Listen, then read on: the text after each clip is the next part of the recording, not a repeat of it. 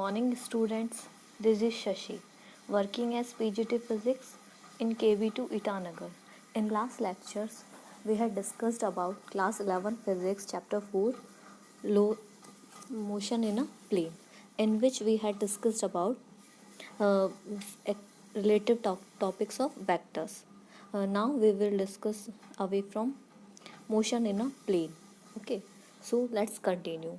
Motion in a plane के अंदर हमने अभी तक वेक्टर्स की प्रॉपर्टीज़ के बारे में पढ़ा था. वेक्टर्स क्या होता है, वेक्टर्स एडिशन कैसे किया जाता है, सब्ट्रैक्शन कैसे किया जाता है. फिर हमारा जो लास्ट क्लास टॉपिक था वो था वेक्टर्स मल्टीप्लिकेशन और resolution of vectors. So let us continue from position and displacement vectors. हमारा जो basically motion in a plane है वो टॉपिक वेक्टर्स पर ही डिपेंड करता है. इसमें सिर्फ एक जो प्रोजेक्टाइल मोशन है वो हमारा अलग से टॉपिक होता है. बाकी सारे जो हमारे टॉपिक्स हैं वो मेनली वेक्टर्स पर ही फोकस्ड होता है. अभी भी हम जो बात कर रहे हैं पोजीशन एंड डिस्प्लेसमेंट वेक्टर, ये हमारा वेक्टर का ही एक प्रॉपर्टी है. हमने एक प्लेन लिया है XY प्लेन. इसके अंदर हम एक पॉइंट ले रहे हैं P पॉइंट. इसकी डिस्टेंस है हमारे ओरिजिन से R वेक्टर.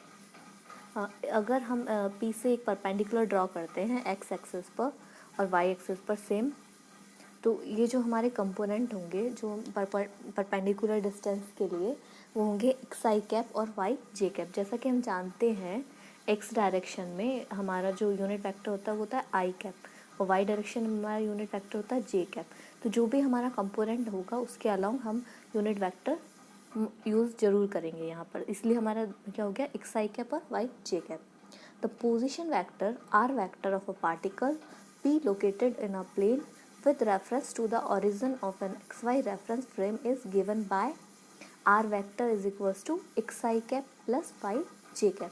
तो किसी भी प्लेन में अगर वो XY प्लेन हो या फिर YZ प्लेन हो, XZ प्लेन हो, किसी भी प्लेन में अगर हमें एक पॉइंट है उसका पोजीशन वेक्टर डिफाइन करना है तो हम कैसे करेंगे, उसकी जो भी डायरेक्शंस हैं उनके अलाउंग यूनिट वेक्टर जो भी हैं उनके बेसिस पर उनके कंपोनेंट्स को सम कर देंगे.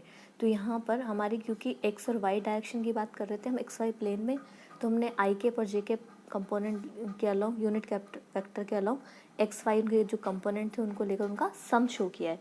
अगर सेम यहाँ पर XY प्लेन ना होकर हमारा YZ प्लेन होता तो यहाँ पर जो हमारा YJ कैप है वो कंपोनेंट सेम रहता, बस जो हमारा I कैप है वो क्या हो जाता 0, क्योंकि X डायरेक्शन में हमारा कोई नहीं होगा. YZ के लिए कंपोनेंट वहाँ पर हमारा क्या होगा, एक K कैप वाला कंपोनेंट एक्स्ट्रा ऐड हो जाएगा.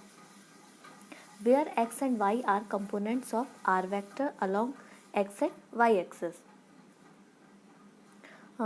ये तो हमारा एक सिंपल मतलब जो पोजीशन वेक्टर था उसके लिए बात थी.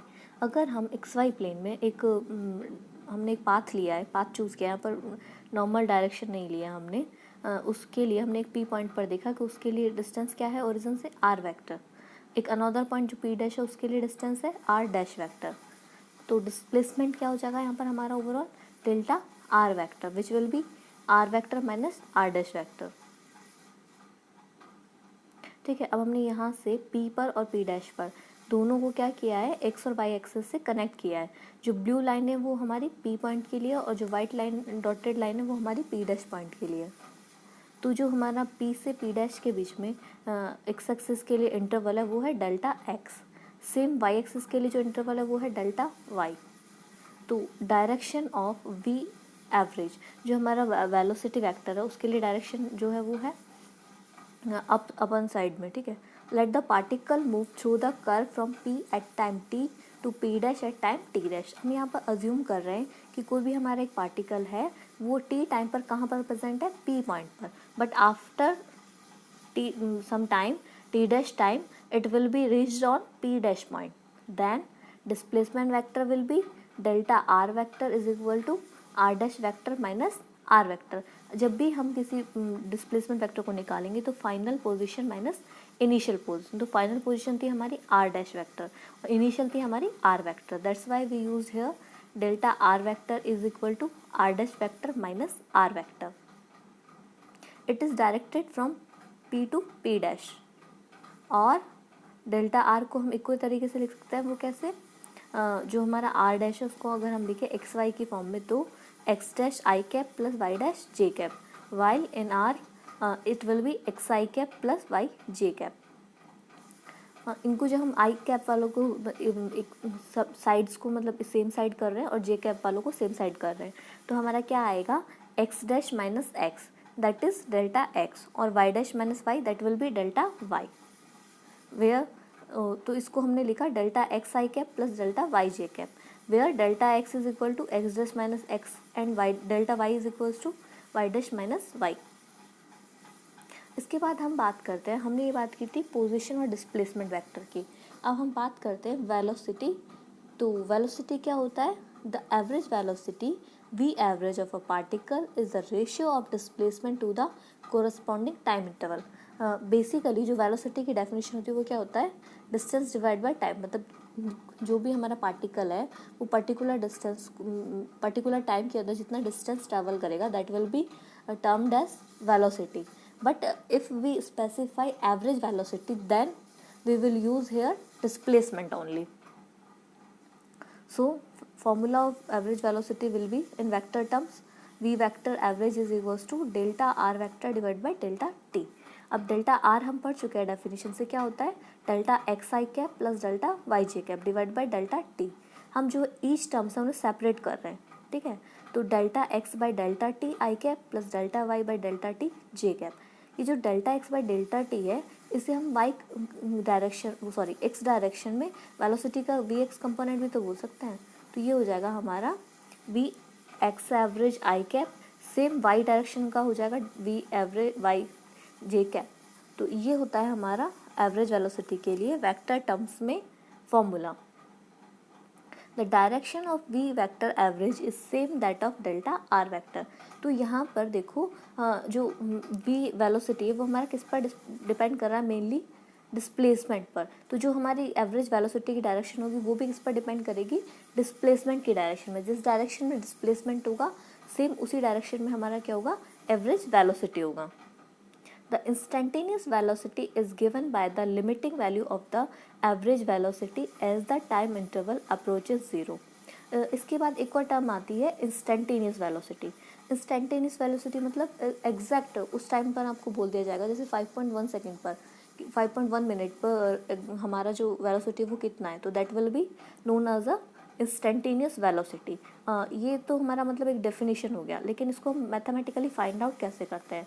तो मैथमेटिकली इसे फाइंड आउट करने के लिए हम क्या करेंगे, जो एवरेज वेलोसिटी है उसकी लिमिट्स को उसमें लिमिट्स पुट करेंगे, तो जिस पर हमारा जो टाइम इंटरवल है ज़ीरो को अप्रोच करेगा that will be known as a instantaneous velocity. देखिए यहाँ पर वी वेक्टर जो है हमारा एवरेज वेक्टर था, उसमें हमने क्या पुट किया है, limit delta T tends to zero, मतलब टाइम इंटरवल ज़ीरो नहीं होगा बट वो ज़ीरो को अप्रोच करेगा, मतलब ज़ीरो पहुंचने की कोशिश कर रहा है। वो अप्रोच करने का मतलब जैसे बहुत स्मॉल वैल्यू होगी 0.0001, बट वो एग्जैक्ट ज़ीरो नहीं होगी, अप्रोच करेगा सिर्फ, ठीक है। फिर delta R vector by delta T, और we can also say that V vector is equals to D R vector by D T. अगर हम लिमिट्स को एलिमिनेट करते हैं तो हम इससे किससे एलिमिनेट कर सकते हैं, डिफरेंशिएशन से, तो that will B D R vector by D T vector. The meaning of limiting value is explained in motion in a straight line. तो ये जो लिमिट का लगाने का मतलब क्या है हमारा, बेसिकली कि जो मोशन है वो क्या हो रहा है, एक स्ट्रेट लाइन में हो रहा है। The direction of velocity at any point on the path of an object is tangential to the path at that point and is in the direction of motion. अगर हमें यहाँ पर किसी भी पॉइंट पर, मतलब जो हमारा पाथ फॉलो हो रहा है उसमें किसी भी पॉइंट पर वेलोसिटी का डायरेक्शन फाइंड आउट करना है, तो वो किस डायरेक्शन में होगा, जिस डायरेक्शन में मोशन हो रहा है, और ऑब्जेक्ट के टेंजेंशियल पाथ के थ्रू भी हम इसे फाइंड आउट कर सकते हैं। वेलोसिटी इन कंपोनेंट फॉर्म। अब ये जो वेलोसिटी है अगर इसे कंपोनेंट फॉर्म में शो करना है तो कैसे शो करेंगे, let us consider a plane XY plane in which particle move through a path P and from V vector velocity। Okay, यहाँ पर अगर हम एक टेंजेंट ड्रॉ करते हैं तो वो हमारा जो एंगल है V वेक्टर और जो हमारा टेंजेंट है उसके बीच का एंगल क्या है, थीटा वेक्टर, ठीक है। तो यहाँ पर जब हम देखेंगे V वेक्टर का अगर हम कंपोनेंट्स बनाना चाहे तो वी वेक्टर के कंपोनेंट्स क्या होंगे हमारे, एक्स एक्सिस के अलोंग वी एक्स आई कैप, वाई एक्सिस के अलोंग वी वाई जे कैप। तो वी वेक्टर जो था हमारा बेसिकली वो था क्या, limit delta T tends to 0 delta R vector by delta T. अब यहाँ पर हम डेल्टा आर को लिख सकते, क्या था हमारा basically delta X by delta T I cap plus delta Y by delta T J cap. Limit separate कर देते हैं, मतलब दोनों में लिमिट्स को अलग अलग पुट कर देते हैं। तो लिमिट दोनों के अंदर डिवाइड करने पर क्या आएगा, limit delta T tends to 0 bracket delta X by delta T I cap plus limit delta T tends to 0 delta Y by delta T J cap. ये जो हमारा लिमिट वाला सेपरेट पार्ट है, इसे हम सेपरेट डिफरेंशिएशन में भी लिख सकते हैं। तो यहाँ पर हो जाएगा d x by d t I cap plus d y by d t J cap, और वी वेक्टर जो बेसिकली हमारा क्या हो गया, v x I cap plus v Y J cap, where v x is equals to d x by d t and v y is equal to d y by d t. यहाँ पर ये ध्यान देना है कि आप x को y से इंटरचेंज नहीं कर सकते हैं, मतलब v y is equal to d x by d t, it is totally wrong. Okay, and the magnitude of velocity v vector will be v is equals to root में v x square plus v y square. किसी भी vector का अगर magnitude निकालना है तो हम उसके कंपोनेंट्स को मल्टीपल को स्क्वायर करके स्क्वायर करके सम करके उसका ओवर रूट कर देते हैं, that will be magnitude. The direction of velocity v vector is tan theta is equals to v y by v x. Same अगर किसी भी वेक्टर का हमें डायरेक्शन निकालना है तो उसके लिए हम क्या करते हैं, y कंपोनेंट को x कंपोनेंट से डिवाइड कर देते हैं, that is equal to tan theta और डायरेक्शन ऑफ दैट वेक्टर। अगर हम यहाँ पर सिर्फ थीटा की बात करें तो tan को अगर हम साइड चेंज करेंगे तो हमारा आ जाएगा tan inverse v y by v x.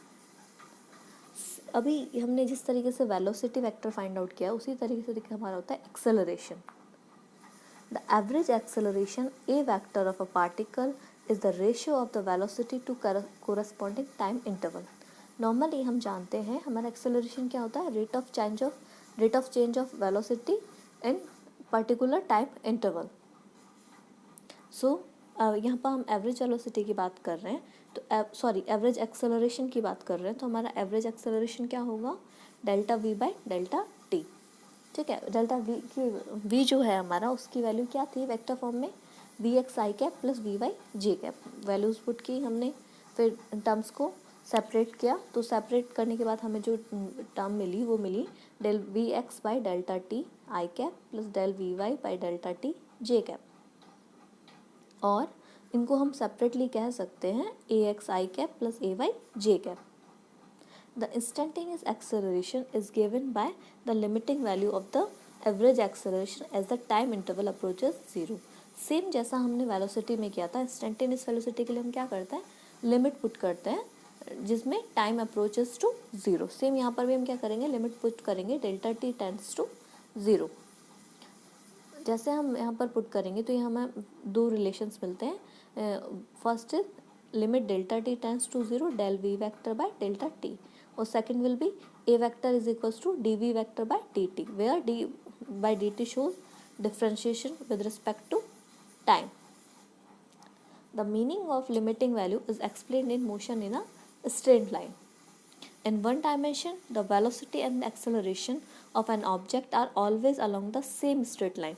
अगर हम सिर्फ एक डायमेंशन की बात कर रहे हैं, मतलब जैसे हम सिर्फ एक्स एक्सिस के अलॉन्ग मूव कर रहे हैं या फिर हम सिर्फ वाई एक्सिस के अलॉन्ग मूव कर रहे हैं, ब्रैकेट में लिखा है आइदर इन सेम डायरेक्शन और इन द अपोजिट डायरेक्शन, मतलब एक ही डायरेक्शन में मूव कर रहे हैं फिर अपोजिट डायरेक्शन में मूव कर रहे हैं, तो क्या होगा, हाउ एवर फॉर द यहाँ पर हमेशा क्या होता है, ऑब्जेक्ट और एक्सेलरेशन और वेलोसिटी हमारे सेम होते हैं ना जब हम एक वन डायमेंशंस की बात करते हैं, but if we for motion in 2 और 3 dimensions they may have any angle between 0 and 180 degree between them. लेकिन जब हम 2 और 3 डायमेंशन की बात करेंगे तो वहाँ पर हमारा एंगल चेंज होगा, मतलब वो हमारा एक सेम डायरेक्शन में स्ट्रेट लाइन के अलॉन्ग हो, ये पॉसिबल नहीं है 2 और 3 डायमेंशंस के लिए। इसके बाद एक्सेलरेशन इन कंपोनेंट फॉर्म, जैसे हमने वेलोसिटी के कंपोनेंट किए थे सेम हम करेंगे अभी एक्सेलरेशन के components. A vector is equals to limit delta T tends to 0 while del v vector by delta t. यहाँ पर हम डेल्टा वी की वैल्यू पुट करेंगे वी एक्स आई कैप और वी वाई जे कैप। तो जब इन्हें सेपरेट करेंगे तो हमें फाइनल रिलेशन मिलेगा।